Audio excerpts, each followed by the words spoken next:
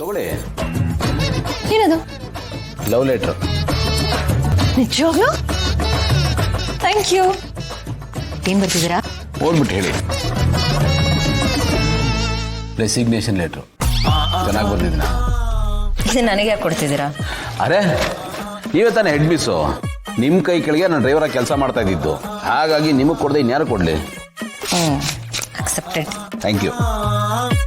So ಮುಂದೆ ಏನು ಮಾಡಬೇಕು ಅಂತಿದ್ದೀರಾ? ಏನು ಮಾಡಬೇಕು ಸದ್ಯಕ್ಕೆ? ನಥಿಂಗ್. ಯಾವುದನ್ನು ಡಿಸೈಡ್ ಮಾಡಿಲ್ಲ. ಅಲ್ಲ, ಯಾವುದನ್ನು ಡಿಸೈಡ್ ಮಾಡಿಲ್ಲ ಅಂದರೆ ಏನು ಮಾಡಬೇಕು ಅಂತ ಮೊದಲು ನಿರ್ಧಾರ ಮಾಡಬೇಕು. ಮೊದಲು ಯೋಚನೆ, ಆಮೇಲೆ ಯೋಜನೆ. ಅಲ್ಲ ಗೌತಮರು, ಅವತ್ತು ಅಪ್ಪ ಮನೆಯಲ್ಲಿ ದೊಡ್ಡದಾಗ ಡೈಲಾಗ್ ಬಿಟ್ರಿ, ದುಡ್ಡು ಸಂಪಾದನೆ ಮಾಡಕ್ಕೆ ನಂಗೆ 10,000 ದಾರಿ ಗೊತ್ತು ಅಂತ ಬರೀ ಬಿಲ್ಡಪ್ಪ. ಅವೆಲ್ಲ ಏನೂ ಇಲ್ಲ ಮೇಡಮ್, ಇವತ್ತು ಅದೇ ಹೇಳ್ತೀನಿ. ಅದು ಡೈಲಾಗ್ ಅಲ್ಲ, it was A statement and with confidence.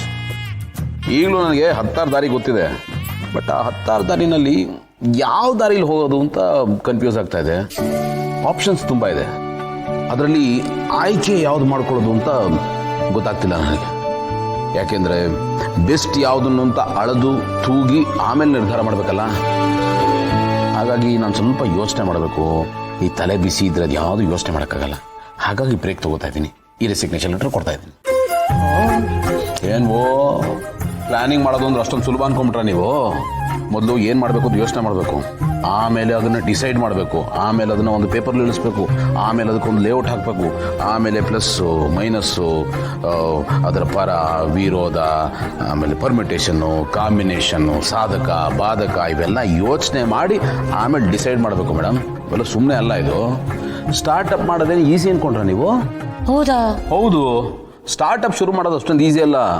ಸ್ಟಾರ್ಟಪ್ನ start ಮಾಡಿದ್ರೆ ಸಾಲದು, ಅದು ನಾನ್ ಸ್ಟಾಪ್ ಆಗೋ ಥರ ಆಗಬೇಕು. ಸ್ಟಾಪ್ ಆಗಬಾರ್ದು, ಸಸ್ಟೇನ್ ಆಗಬೇಕು. ಆ ಥರ ನೋಡ್ಕೋಬೇಕು. ಇದೊಂಥರ ರಾಕೆಟ್ ಸೈನ್ಸ್ ಇದ್ದಾಗೆ. ಗೆದ್ರೆ ಗೌರಿಶಂಕರ, ಬಿದ್ದರೆ ಕೈಲಾಸ.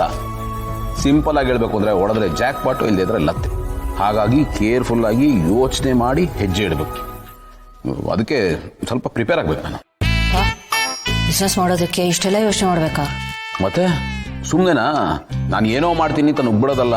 ಏನಾದರೂ ಹೆಚ್ಚು ಕಡಿಮೆ ಆದರೆ ಸೇಫ್ ಆಗೋದು ಹೇಗೆ, ಸೇಫ್ ಆಗಲಿಂದ ಆಚೆ ಬರೋದು ಹೇಗೆ ಅಂತೆಲ್ಲ ಯೋಚನೆ ಮಾಡಬೇಕು. ಇಲ್ಲೇ ಹೋದರೆ ಈ ಚಕ್ರವ್ಯೂಹದಲ್ಲಿ ಅಭಿಮನ್ಯು ಸಿಕ್ಕಾಕೋಣಲ್ಲ, ಹಂಗಾಗ್ಬಿಡುತ್ತೆ. ಮನುಷ್ಯ ಅದನ್ನು ರಿಸ್ಕ್ ತಗೋಬೇಕು. ಅದು ಹುಮ್ಮತನ ಆಗಿರ್ಬಾರ್ದು, ಕ್ಯಾಲ್ಕುಲೇಟೆಡ್ ರಿಸ್ಕ್ ಆಗಿರಬೇಕು. ಹಾಗಾಗಿ ನಾನು ಅದ್ರ ಬಗ್ಗೆ ತುಂಬ ಯೋಚನೆ ಮಾಡಬೇಕು. ನನಗೆ ಅದಕ್ಕೆ ಪೀಸ್ ಆಫ್ ಮೈಂಡ್ ಬೇಕು. ಹಾಗಾಗಿ ಬ್ರೇಕ್ ತಗೋತಾ ಇದ್ದೀನಿ. ಅದಕ್ಕೋಸ್ಕರ ಈ ರೆಸಿಗ್ನೇಷನ್ ಲೆಟ್ರು ದಯವಿಟ್ಟು ಸ್ವೀಕರಿಸಿ.